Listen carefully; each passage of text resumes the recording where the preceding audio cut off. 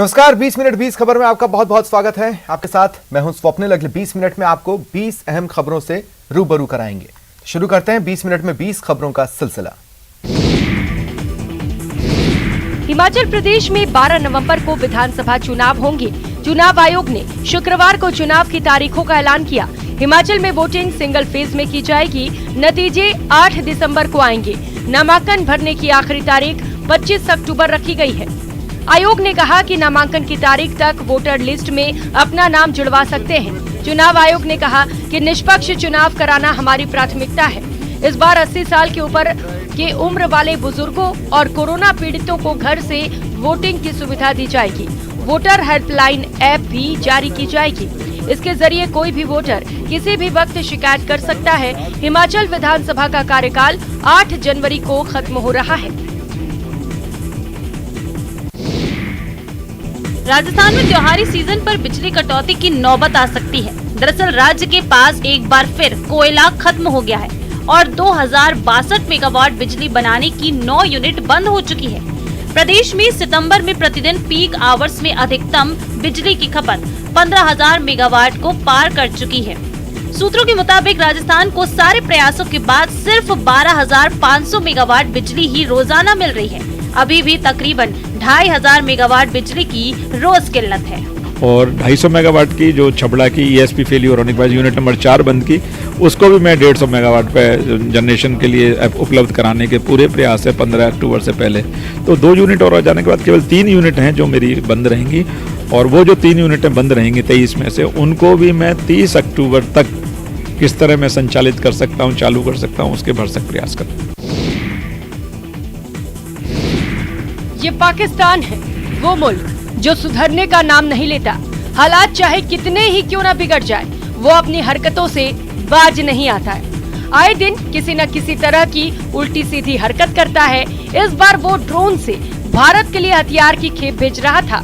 मामला पंजाब के Gurdaspur Indo Pakistan international border का है, जहां BSF ने पाकिस्तानी ड्रोन को मार गिराया। घटना की सूचना लगभग 4:30 बजे दी गई। DIG BSF मौके पर पहुंच गए और क्षेत्र में बड़े पैमाने पर तलाशी शुरू कराई गई।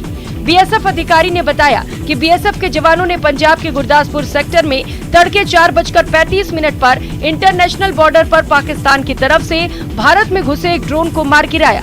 पूरे इलाके में बड़े पैमाने पर तलाशी अभियान जारी है।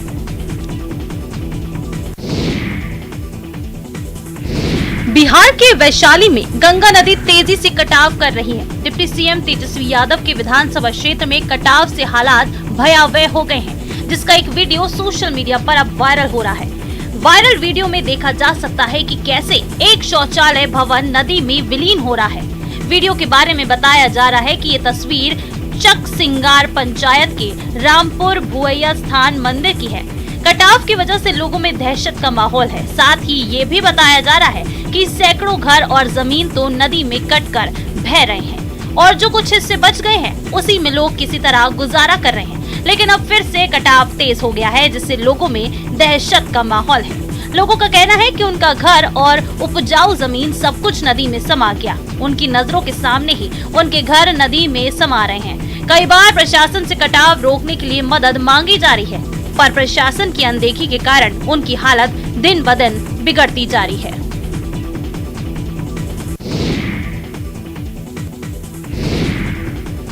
मुसलसल बारिश का असर पर्यटन उद्योग पर पड़ा है। टूरिस्ट स्पॉट्स वीरान हैं, कारोबारी परेशान हैं। तस्वीरें उत्तराखंड के नैनीताल की हैं। बारिश के बाद नैनीताल में सैलानियों का टोटा दिख रहा है। पर्यटकों की आवाजाही से गुलजार रहने वाला माल रोड पर लगभग सन्नाटा पसरा है। रौनक खत्म हो गई है। बाकी टूरिस्ट स्पॉट्स पर भी वीरानी छाई हुई है। कारोबारी इसीलिए भी सीजन चौपट होने की बात कह रहे हैं, क्योंकि बारिश के बाद स्कूलों के ग्रुप भी कम नजर आ रहे हैं। हालांकि कारोबारी अब भी लगातार होती खराब सड़कों और चटक रहे पहाड़ों से चिंतित हैं।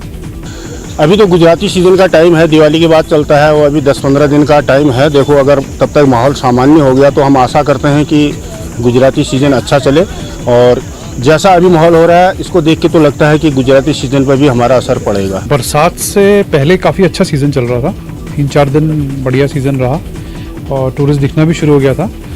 पर जैसे ही बरसात हुई तो काफ़ी फ़र्क पड़ गया है, बिल्कुल ऑफ सीज़न की तरह हो गया है। नैनीताल मॉल रोड खाली हो गई है। ये वो दर है जहां हर मुराद पर मुहर लगती है, जहां से आज तक कोई खाली हाथ नहीं गया, जो सब कुछ जानता है, हर गम पहचानता है, हर उलझन सुलझाता है। तस्वीरें पिरान कलियर की हैं।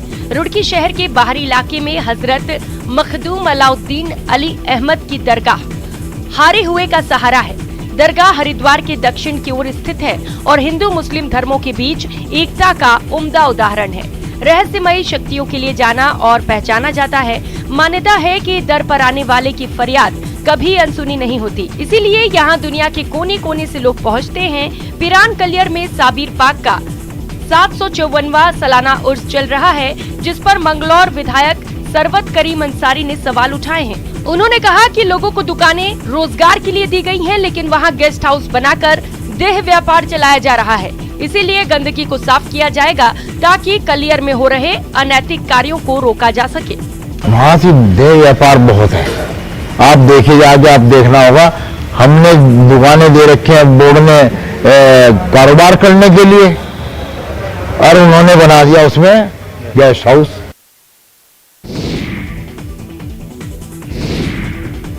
उत्तराखंड के प्रमुख पर्यटन स्थलों में से एक राजाजी राष्ट्रीय उद्यान आजकल हाथी के एक बच्चे को लेकर सुर्खियों में बना हुआ है। राजाजी टाइगर रिजर्व की चिला रेंज में 2 महीने पहले बहकर आए हाथी के बच्चे की परवरिश अच्छे ढंग से की जा रही है। चिला रेंज के हाथी घर में नन्हा गजराज बड़े हाथियों के साथ अच्छी तरह से घुल मिल गया है और वहाँ पहले से पल रही हथिनी राधा ने भी उसे अडॉप्ट कर लिया है। नन्हे हाथी की उम्र लगभग 4 महीने है। करीब 2 महीने पहले तेज बारिश के दौरान हाथी का बच्चा अपने झुंड से बिछड़कर रवासन नदी में बहकर यहाँ पहुँचा था। काफी खोजबीन के बाद भी अधिकारी राजाजी टाइगर रिजर्व के नन्हे हाथी को उसके झुंड से नहीं मिला सके। चिला रेंज के अधिकारी ने बताया कि नन्हे हाथी को अभी सिर्फ दूध पिलाया जा रहा है। वो दिन भर में करीब 15 लीटर दूध पीता है। जल्द ही उसका नामकरण भी किया जाएगा। देखिए, ये बच्चा हमको बरसात में बहता हुआ एक जगह नदी से मिला था। इसको हम अपने कैंप में ले आए। इसका पालन पोषण हम कर रहे हैं, बड़ा अच्छा। हमने पहले भी हाथी पाले हैं बच्चे, तो उसका हमें एक्सपीरियंस उसको हम पूरा ला रहे हैं। और इसको बेसिकली इसको दूध हम पिलाते हैं और डॉक्टर साहब की निगरानी में जो भी इसको दवाई वगैरह की जरूरत पड़ती है उसको दिलाया जा रहा है। प्रतिभा को अभाव रोक नहीं पाते, ये बात साबित की है मंडावा के सिविल इंजीनियर ललित ने। किफायत और पर्यावरण सुरक्षा को ध्यान में रखते हुए ललित ने एक ऐसी मिनी जेसीबी मशीन बनाई है जो बैटरी से चलेगी। इस जेसीबी का सबसे बड़ा फायदा ये है कि ये संकरी गलियों में भी आसानी से पहुंच सकेगी। ललित के इस वर्किंग मॉडल को देखने स्टूडेंट्स अधिक आ रहे हैं। देखने में भले ही ये लोडर जेसीबी खिलौने जैसी लगे, लेकिन ललित इसे बड़े काम की चीज बता रहे हैं और दावा कर रहे हैं कि इससे कई हित एक साथ सध जाएंगे। ललित पेशे से सिविल इंजीनियर हैं। महाराष्ट्र से इंजीनियरिंग की पढ़ाई के बाद ललित ने मैकेनिकल इंजीनियरिंग और ऑटोमोबाइल इंजीनियरिंग का काम सीखा। करीब 2.5 साल की मेहनत के बाद उन्होंने मिनी जेसीबी का मॉडल तैयार किया जो सफल रहा। पिछले कई सालों से पेट्रोल, डीजल और सीएनजी की गाड़ियां चल रही हैं। इनमें खर्चा ज्यादा होता है और पर्यावरण प्रदूषण भी होता है। इससे निजात पाने के लिए ललित को रिचार्जेबल बैटरी से चलने वाली मिनी लोडर जेसीबी और बाइक बनाने का आइडिया आया। ये मार्केट की ज़रूरत थी, इसके हिसाब से लोगों को छोटा साधन चाहिए, क्योंकि आज लेबर की सबसे बड़ी समस्या है। लेबर अवेलेबल नहीं है कहीं पर भी आसानी से, तो इसके लिए छोटा साधन चाहिए जो 2 लेबर 3 लेबर का काम कर सके। केंद्र सरकार के स्वामित्व योजना के तहत श्रीगंगानगर के सूरतगढ़ ब्लॉक के राजस्व गांवों की आबादी भूमि का ड्रोन कैमरे से सर्वे शुरू किया गया है। इससे आगामी समय में डिजिटल नक्शे और पट्टे दिए जा सकेंगे। इसके लिए कार्यकारी एजेंसी पंचायती राज विभाग ने 4 सदस्यीय टीम गठित कर भूमि का सर्वे शुरू कराया है। सर्वे के तहत ये पता लगाया जाएगा कि किस ग्रामीण का मकान कितने क्षेत्रफल में बना है। ड्रोन से सर्वे के दौरान आबादी क्षेत्र की भूमि के फोटो लिए गए, जिन्हें राजस्व रिकॉर्ड के मानचित्र में दर्ज किया जाएगा। इसके बाद ग्रामीणों को बतौर दस्तावेज घरौनी कार्ड जारी किए जाएंगे। योजना का मूल उद्देश्य जनता को अपनी जमीन का मालिकाना हक दिलवाने के साथ डिजिटल नक्शा बनवाना भी है।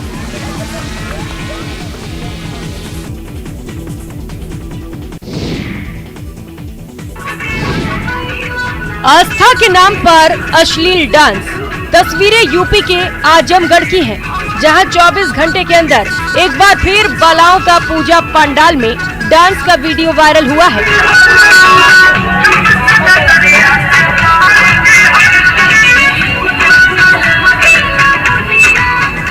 पूजा पंडाल में बार बालाओं के ठुमके लगाने का वीडियो वायरल होने के बाद महकमे में हड़कंप मचा हुआ है। बताया जा रहा है कि बार लालगंज के सबसे संवेदनशील पंडाल में बार बालाओं ने ठुमके लगाए और वो भी पुलिस की मौजूदगी में। पूरा मामला लालगंज रोडवेज के पास महिला अस्पताल गेट पर स्थित पूजा पंडाल का बताया जा रहा है। फिलहाल वीडियो वायरल होने के बाद पुलिस आयोजकों के खिलाफ कार्रवाई में जुट गई है।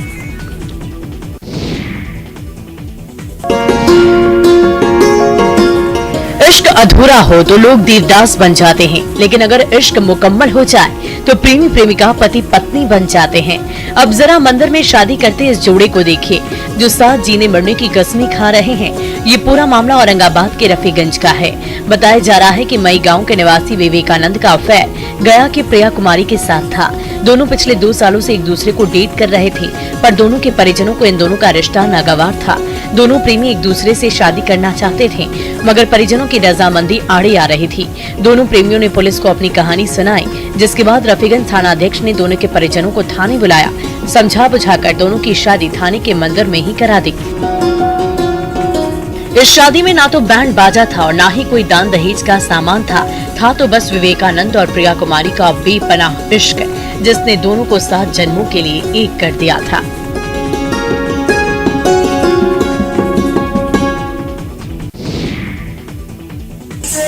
राष्ट्रीय मेला दशहरा किसान रंगमंच पर देर रात तक नृत्य संगीत का दौर चलता रहा। कोटा में आयोजित कार्यक्रम में बंटी ने भवाई और चरी नृत्य पेश किया।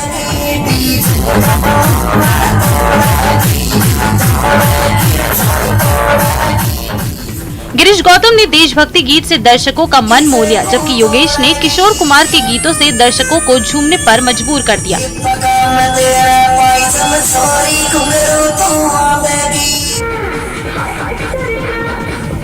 ट्विंकल ने मोरनी बागा मां बोले आधी रात मां गीत पर शानदार प्रस्तुति दी। शाहरुख जेटली ने शाहरुख की मिमिक्री कर सबको हंसाया। यशिका ने गौरी ना गौरी पर और दिव्या ने मुखड़ा चांद का टुकड़ा गीत पर नृत्य किया।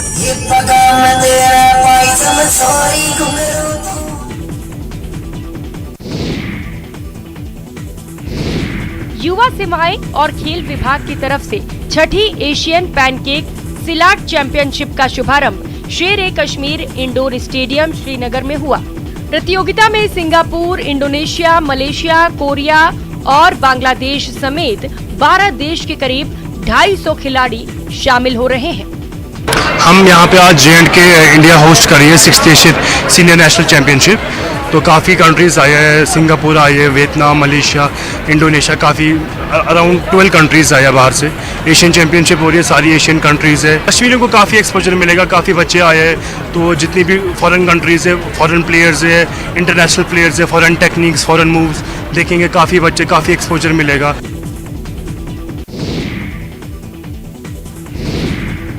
देश भर में करवा चौथ का पर्व धूमधाम से मनाया गया। भारतीय जनता पार्टी और कांग्रेस समेत कई दलों के नेताओं ने भी करवा चौथ मनाते हुए अपनी तस्वीरें सोशल मीडिया पर शेयर की। इस बीच राजस्थान के उदयपुर से आने वाले बीजेपी सांसद अर्जुन लाल मीणा की तस्वीर भी शेयर की जा रही है, जिसमें वे अपनी 2 पत्नियों के साथ करवा चौथ का पर्व मनाते दिख रहे हैं। बता दें कि 58 साल के सांसद मीणा ने करवा चौथ का पर्व अपनी 2 पत्नियों के साथ मनाया। मीणा की शादी 2 महिलाओं मीनाक्षी और राजकुमारी से हुई है। मीनाक्षी और राजकुमारी दोनों बहनें हैं। पेशे की बात करें तो सांसद की एक पत्नी राजकुमारी टीचर हैं, तो वहीं दूसरी पत्नी मीनाक्षी एक गैस एजेंसी की मालकिन है। अर्जुन लाल मीणा राजस्थान के उन 25 बीजेपी सांसदों में शामिल थे जिन्हें लोकसभा चुनाव 2019 में उदयपुर संसदीय क्षेत्र की जनता ने संसद में भेजा था। इससे पहले साल 2014 के आम चुनाव में भी वे सांसद चुने जा चुके हैं।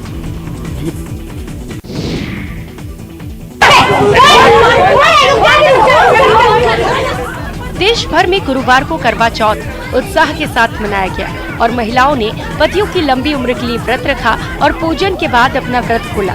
लेकिन गाजियाबाद में एक अलग ही मामला देखने को मिला। यहाँ एक महिला ने बीच बाजार में सभी लोगों के बीच में अपने पति की जमकर धुलाई कर दी। दरअसल पति अपनी गर्लफ्रेंड को करवा चौथ पर शॉपिंग करा रहा था, तभी मार्केट में उसकी पत्नी भी शॉपिंग के लिए पहुंच गई। दोनों का आमना सामना होते ही पत्नी पूरा माजरा समझ जाती है और पति के साथ साथ उसके गर्लफ्रेंड की भी जमकर धुनाई कर देती है। गाजियाबाद में पति की पिटाई का वीडियो सोशल मीडिया पर काफी वायरल हो रहा है। वीडियो में आप देख सकते हैं कि बाजार में पत्नी अपनी मां और बहनों के साथ शॉपिंग कर रही होती है, तभी पति और उसकी गर्लफ्रेंड से उसका सामना हो जाता है। इसके बाद मां और दूसरी बहनों के साथ मिलकर पत्नी ने पति और उसकी प्रेमिका की जमकर धुनाई कर डाली। मामले की इत्तला पर पुलिस भी वहां पहुंच गई। पुलिस ने पति को गिरफ्तार कर लिया है और प्रेमिका को चेतावनी देकर छोड़ दिया गया। करवा चौथ पर अपने सुहाग की लंबी उम्र की कामना के लिए महिलाएं व्रत रखती हैं, चंद्रमा को अर्घ्य देती हैं।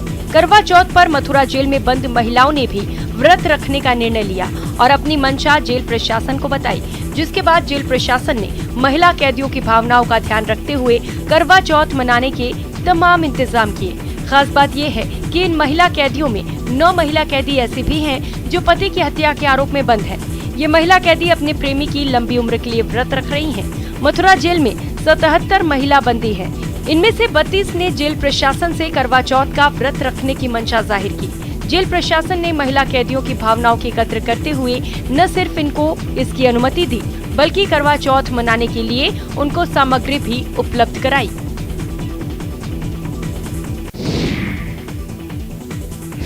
जरा सोचिए, क्या किसी इंसान के दांत और जबड़े इतने मजबूत हो सकते हैं कि वो अपने दांतों से 50 किलो का वजन उठा सके? हम अगर आपको बताएं कि एक ऐसा शख्स है जो दांत से 50 किलो का बोरा उठाकर चल सकता है, तो ये सुनकर आपको जरूर हैरानी होगी, लेकिन ये बात बिल्कुल सच है। बिहार के नालंदा जिले के रहने वाले मुकेश ने ऐसा कर दिखाया है।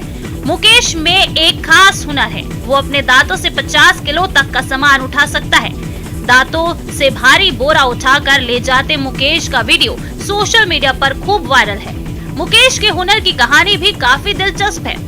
दरअसल नालंदा जिले के सलाव प्रखंड क्षेत्र के खोजा गाछी गांव का रहने वाला मुकेश एक खाजा कारीगर है, जो पढ़ाई के साथ साथ खाजा दुकान में काम भी करता है। वो अक्सर अपने दांतों से 50 किलो वजन का बोरा उठाकर चलता नजर आता है। मुकेश ने बताया कि बचपन से ही उसे अपने दांतों से भारी वजन उठाने का शौक था, इसलिए वो लगातार प्रैक्टिस करता रहा। धीरे धीरे कामयाबी मिलती गई और आज वो 50 किलो बोरा आसानी से अपने दांतों में दबाकर घूमता है।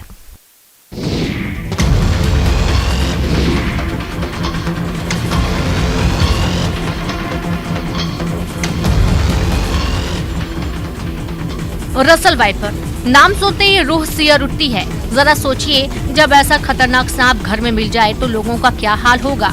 छत्तीसगढ़ के रिहायशी इलाकों में सांप मिलने का सिलसिला थमने का नाम नहीं ले रहा है। शहर शहर गांव-गांव घरों में सांप मिल रहे हैं। ताजा मामला बलरामपुर का है, जहां एक घर के आंगन में रसल वाइपर सांप दिखने के बाद हड़कंप मच गया।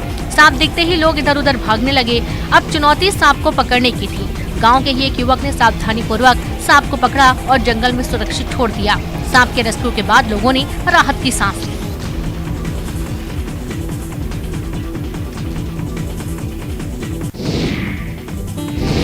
तालाब में चिल मारते, डुबकी लगाते इस गजराज को देखकर भले ही दिलों को ठंडक पहुंचती होगी, लेकिन इन्हें देखकर इलाके के लोगों की रूहें सिहर जाती हैं। ये वही हाथी है जो छत्तीसगढ़ के धमतरी में पिछले 10 दिनों से इलाके में तांडव मचा रहे हैं।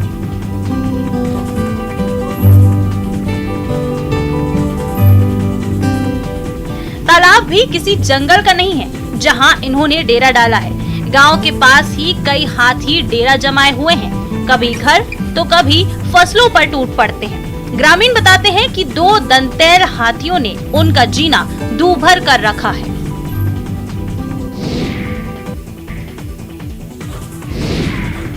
इन दिनों लोक कला के रंग में रंगे जवाहर कला केंद्र की ओर से कला प्रेमी खींचे चले आ रहे हैं। लोक रंग महोत्सव के चौथे दिन आगंतुक राजस्थान समेत 7 राज्यों की लोक कला से रूबरू हुए। वहीं राष्ट्रीय हस्तशिल्प मेले का वैभव समेटे शिल्प ग्राम में जादूगरी, गैर नृत्य और मांगणियार गायन की प्रस्तुति देखने को मिली। वाद्य वृत्त, प्रस्तुति के साथ कार्यक्रम की शुरुआत हुई। श्रोताओं ने मशक, राम सारंगी, नगाड़ा, ढोलक, जेम्बे वादक की सुरीली प्रस्तुति का आनंद लिया। अजमेर के रमेश कंडारा ने बताया कि सारंगी, रावण हथा, वायलिन और सितार के संयोजन ने उन्हें राम सारंगी का इजाद किया है, जिसका वादन पहली बार किया गया। इसमें स्टील के 10 तार रावण हत्थे की तरह लगे हैं और 4 अन्य तार वायलिन की तर्ज पर लगे हैं। इस वाद्य यंत्र का स्वरूप सारंगी की तरह है, पर ये वायलिन की तरह नीचे से ऊपर की ओर बजाया जाता है। वहीं आंध्र प्रदेश से आए कलाकारों ने चेका बचना प्रस्तुति में भगवान राम का गुणगान किया।